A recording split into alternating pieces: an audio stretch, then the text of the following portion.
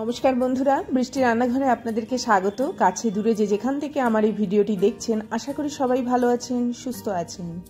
প্রতিদিনকার লাইফে শাকটাকে যদি আমরা এইভাবে খাই, দেখবেন একটা তৃপ্তি নিয়ে আসবে। একটু অন্যরকম খাবার এই সময় খেতে অসাধারণ লাগবে। ভাত দিয়ে খান, রুটি, লুচি, পরোটা, যে কোনো জিনিস দিয়ে এটা খাওয়া যায়।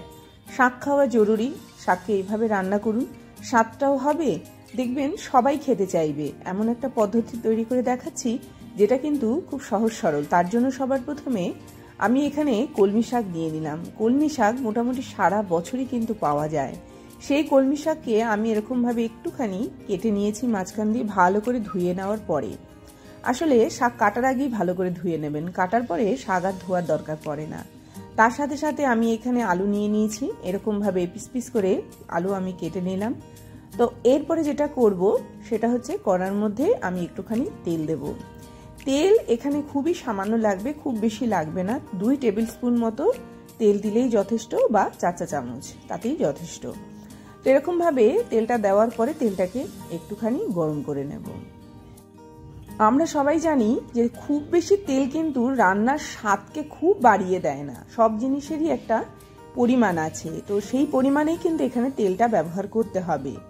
এর মধ্যে আমি কিছু আস্ত রসুনকে ছেড়ে দিলাম। রসুনগুলোকে ভালো করে একটুখানি ভাজা করে নিচ্ছি। রসুনগুলোকে এভাবে আমি তুলে নিলাম। যখন একটু হালকা কালার ধরলো, কি হবে, এই তেলটার মধ্যে রসুনটা ভাজা করলাম, তো পুরো তেলটার মধ্যে রসুনের গন্ধ আসবে।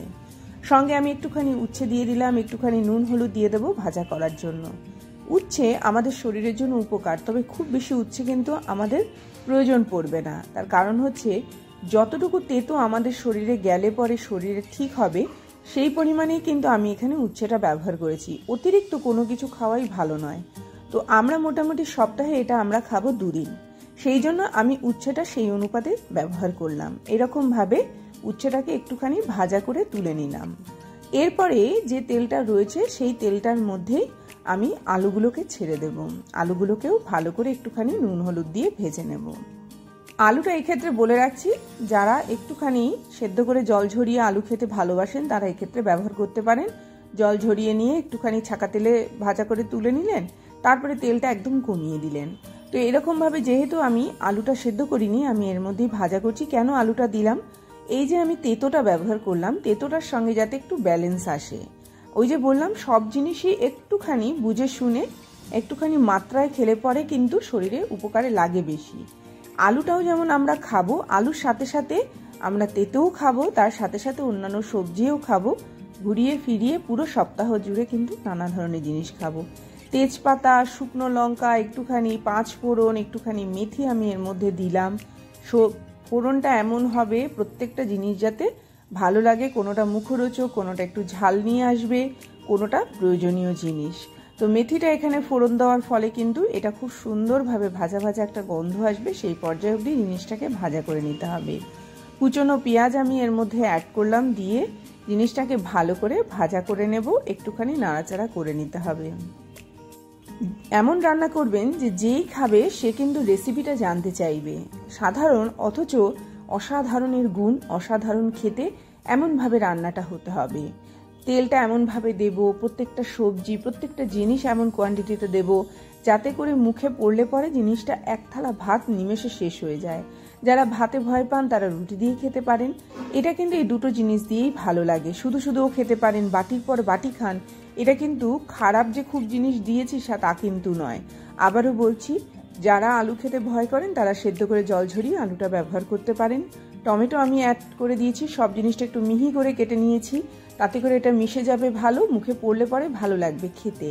এখানে আমি উচ্ছেটা দিয়ে দিলাম। এখানে একটুখানি কুমড়ো আমি ব্যবহার করলাম। কুমড়োটা কাঁচা অবস্থাতেই এখানে আমি দিলাম। এটাকে খুব বেশি ভাজা ভাজা করার দরকার নেই। দেখুন আমার সবজির সাইডটা কিন্তু একদম রেডি হয়ে গেল। সামান্য একটুখানি লাস্ট হলুদ দেবো, যেহেতু শাকটা এবার আমি দেবো, সেই জন্য একটু হলুদ, একটু লঙ্কা গুঁড়ো আমি এখানে ব্যবহার করলাম। এবার লঙ্কা গুঁড়োর ক্ষেত্রে বলে রাখছি, আপনারা কাশ্মীরি লঙ্কা গুঁড়োর সঙ্গে কাঁচা লঙ্কা ব্যবহার করতে পারেন, আর গুঁড়ো লঙ্কা দিলে একদম সামান্য দেবেন। কেননা ফোড়নে আমি কিন্তু একটা শুকনো লঙ্কা অ্যাড করেছি। শুকনো লঙ্কা কি করে, একটু হালকা ঝাল নিয়ে আসে বটে, কিন্তু ওটা তো আমরা নর্মালি তুলে ফেলেই দিই, কিন্তু এটা একটা খুব সুন্দর গন্ধ নিয়ে আসে। শাক ভাজা বলুন, শাকের তরকারি বলুন, এইসব ক্ষেত্রে কিন্তু শুকনো লঙ্কাটা একটুখানি প্রয়োজন হয়। সেই হিসাবেই কিন্তু শুকনো লঙ্কাটা আমি এখানে ব্যবহার করলাম। এবার এর মধ্যে আমি কলমি শাকটা দিয়ে দিলাম, দিয়ে এটাকে ঢাকা দিয়ে দিচ্ছি। শাকটা দেখুন এরকমভাবে কিন্তু ভাপানো আমার হয়ে গেল, শাকটা একদম রেডি হয়ে গেল। এবারে দেখুন এইভাবে জাস্ট সবজিটার সঙ্গে একটুখানি নাড়াচাড়া করে নেব, একটুখানি ভাজা করে নেব। এবারে এই জিনিসটাকে নেড়ে নেড়ে ভেজেই কিন্তু জিনিসটা তৈরি হবে, কেননা কলমি শাকের যে অংশটুকু দিয়ে আমি রান্না করছি একদম মুখের দিকের অংশ, সেটা কিন্তু সেদ্ধ হতে বেশিক্ষণ সময় লাগে না। সামান্য একটুখানি পরিমাণ মতো এই সময়ে আপনারা মানে বাদাম, নর্মাল যে বাদাম হয় সেই বাদামকে এখানে একটুখানি থেতো করে ব্যবহার করতে পারেন, মুখে পড়লে পরে বেশ ভালো লাগে। আসলে উচ্ছে তো অনেকে খেতে চায় না, কিন্তু উচ্ছেটা তো জরুরি, শাকও অনেকে খেতে চায় না, কিন্তু এইভাবে যদি রান্না করেন তাহলে যেমন এর পুষ্টিগুণটা বজায় থাকে, খেতেও ভালো লাগে, এবং অবশ্যই বাড়িতে এইভাবে তৈরি করুন। এবার কিছুক্ষণ সময়ের জন্য আমি ঢেকে রাখবো 7 থেকে 8 মিনিটের জন্য। 7 থেকে 8 মিনিট বাদে আমি এটা খুললাম, খোলার পরে দেখবেন এর থেকে বেশ নরম হয়ে আসবে, একটু জলও বেরাবে, একটু কাঁচা লঙ্কা আমি এর মধ্যে অ্যাড করলাম। এবারে যেহেতু আমরা একটু ঝালটা খেতে ভালোবাসি সেই অনুপাতে আমি ঝালটা দিয়েছি, আপনারা কম খেলে কিন্তু ঝালটা সেই অনুপাতে ব্যবহার করবেন। এটা দেখুন একদম রেডি হয়ে গেছে, কুমড়ো রেডি হয়ে গেছে, আলু রেডি হয়ে গেছে, তাও কিছুক্ষণ সময়ের জন্য ভাজা ভাজা এবং ঢেকে নিয়ে তারপরে কিন্তু জিনিসটা আমি তৈরি করব। দেখুন এটা কত সুন্দর লাগছে দেখতে। একটুখানি নুন দিয়ে দেব, যে যেরকমভাবে নুন খেতে ভালোবাসেন, তবে চেষ্টা করবেন নুনটাকেও একটু কম খাওয়ার। একদম রেসিপি আমার রেডি।